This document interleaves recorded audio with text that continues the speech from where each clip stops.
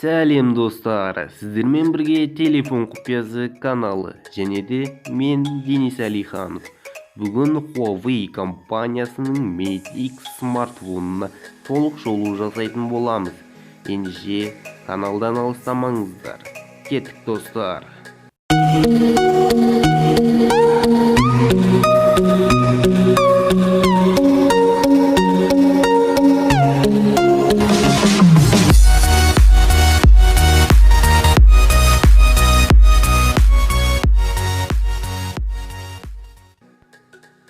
Huawei Mate X-тің дизайны бұрыннан шығатын барлық ұялы телефондардан ерекшеленді.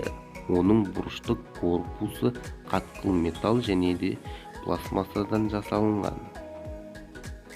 Дисплейдің ерекшелігі оның майысу құрылымында, яғни майысып үлкейіп планшетке айнала алады. Дисплейдің үлкейген бөлігі 8 дюймді құрайды. Үлкен AMOLED экраны бар. Ал кішірейген дисплейдің көлемі 6 дюймді құрайды. Дисплей майысқан кезде де екеуі түрлі элементтерді орындай алады. Ал артқы экранның көлемі 6,38 дюймді құрайды.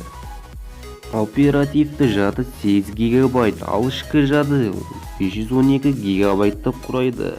Ал CD карталарды 256 гигабайтқа дейін қолдана аласыздар. Ал аккумуляторының қуаттылығы 4500 мАч құрайды. Тез зарядтауды қолдайды. Жарты сағатта 85%-ға дейін батарейка зарядталады. Және де жақында шыққан 5G желілерін қолдайды. 4600 мбит/секундқа дейін интернет желілерін қабылдай алады. Ал камерасына тоқталсақ, негізгі және де қосалқы 3 камерасы бар. Негізгі камерасының көлемі 40 мегапиксель және де қосалқы 16-8 мегапиксельді құрайды. Сондай-ақ жарықтандыру диоды бар Leica оптикасы қолданылады. Камера 4К форматта видеоны түсіре алады және де күндізгі түнгі уақытта суреттерді өте сапалы етіп түсіреді. Жоғары жетілдірілген процессор арқасында сіздер бағдарламалар мен ойындарды өте жылдам жиілікпен ойнай аласыздар. Және де процессорының көлемі 8 ядрлы KR980 чипі арқылы өте жылдам жұмыс жасайды. Android жүйесі 9.1.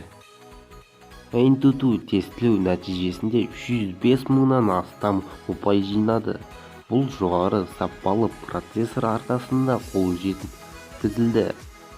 Бұл басқа смартфондардың сынақтарымен салыстырғанда ең жоғарғы көрсеткіш болып отыр.